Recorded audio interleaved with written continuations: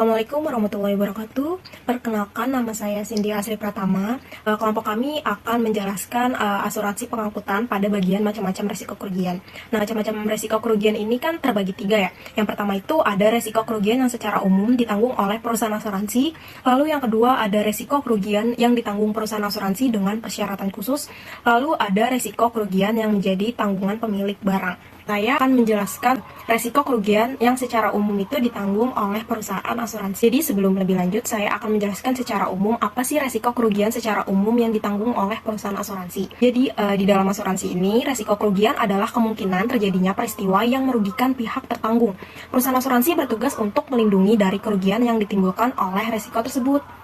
Secara umum, resiko kerugian ini dapat terbagi dua. Ada resiko yang disebabkan oleh bencana alam, ada resiko yang disebabkan oleh perbuatan manusia. Kalau misalkan resiko yang disebabkan bencana alam ini biasanya resiko yang berkaitan dengan akibat kekuatan alam gitu yang berada di luar kendali manusia gitu, sehingga dapat menyebabkan kerusakan atau kehilangan pada barang atau aset tersebut gitu. Kalau misalkan resiko yang disebabkan oleh perbuatan manusia, nah biasanya ini resiko ini berasal dari tindakan manusia yang baik disengaja maupun tidak sengaja, yang maka berpotensi dapat menimbulkan kerugian terhadap aset yang diasuransikan. Kita akan memasuki asuransi untuk resiko bencana alam. Nah, biasanya kalau bencana alam ini terjadi adanya bencana laut. Nah, bencana laut ini mencakup kejadian seperti badai, terus ada gelombang tinggi atau tsunami yang menyebabkan kerusakan pada kapal dan barang yang diangkut. Jadi kejadian di laut ini sering tidak terduga gitu atas kerusakan yang terjadi. Impactnya itu sangat besar gitu, termasuk hilangnya kapal dan barang secara total gitu. Contohnya itu seperti ada kapal yang membawa barang terus tenggelam gitu akibat adanya badai besar di tengah laut. Next, ada kerugian akibat sifat muatan sendiri. Jadi, pada pengangkutan ini nih, barang-barang ini tuh memiliki sifat alami tertentu. Misalkan, barang-barang yang mudah terbakar, mudah rusak, atau bereaksi cepat gitu dengan lingkungan, yang dapat menyebabkan kerugian selama pengangkutan. Juga barang tertentu tuh memiliki resiko inheren yang memerlukan perlakuan khusus selama transportasi. Jika nggak ditangani dengan baik gitu, maka sifat ini dapat menyebabkan kerusakan. Contoh pada kasus ini tuh seperti misalkan ada bahan kimia yang mudah terbakar gitu. Lalu juga adanya suhu tinggi yang dapat menimbulkan kapal selama perjalanan. Yang ketiga ada kerugian karena pencurian di darat. Nah, resiko ini tuh terjadi ketika barang dicuri saat berada di darat, baik penyimpanan di gudang atau proses pengangkutan ke tempat tujuan.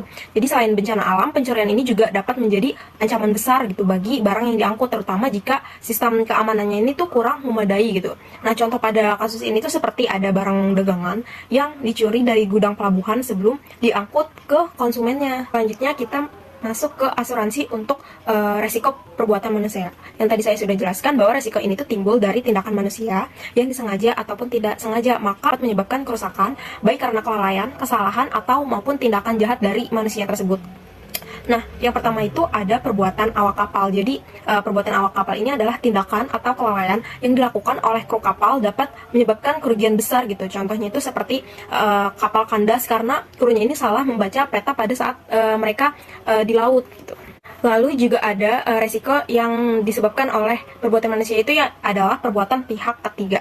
Jadi resiko ini tuh mencakup tindakan dari pihak eksternal seperti adanya pembajakan, sabotase, atau pencurian yang berdampak langsung pada kapal atau barang muatan gitu. Jadi di dalam perjalanan laut resiko dari pihak ketiga ini seperti perompak adalah ancaman nyata yang sering menjadi perhatian besar gitu. Contohnya itu seperti kapal itu dibajak oleh perompak dan barang muatan senilai miliaran rupiah yang hilang. Saya Firdani Sapitri ingin menjelaskan tentang risiko kerugian yang ditanggung oleh perusahaan dengan persyaratan khusus.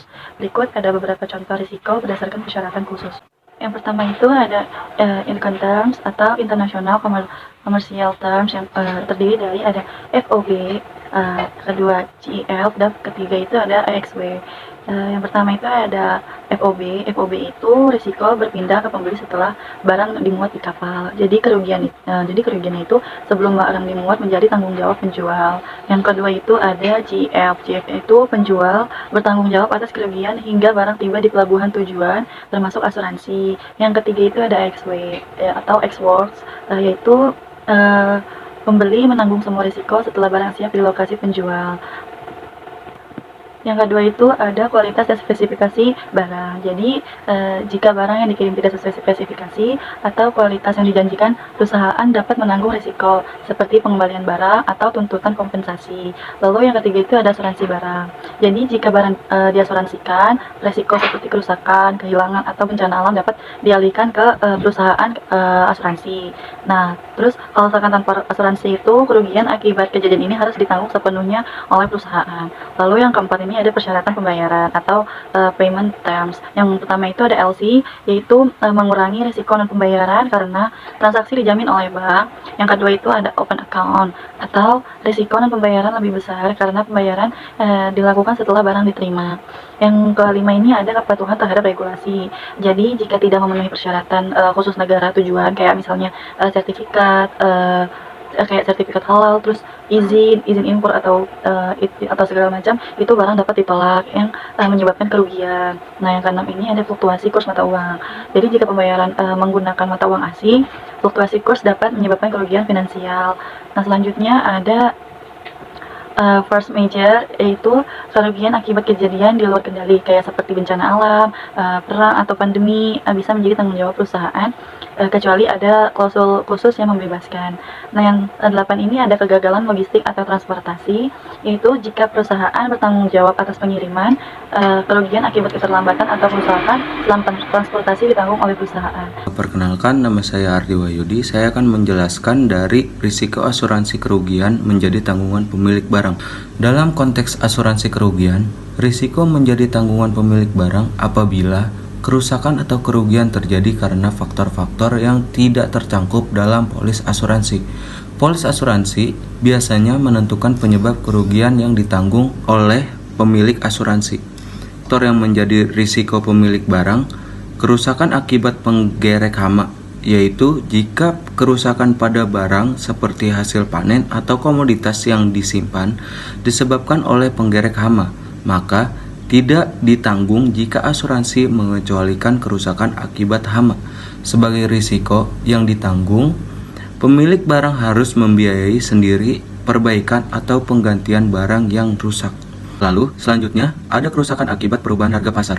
Perubahan harga pasar adalah fluktuasi harga barang atau jasa di pasar akibat perubahan permintaan dan penawaran, kebijakan pemerintah, atau faktor ekonomi global.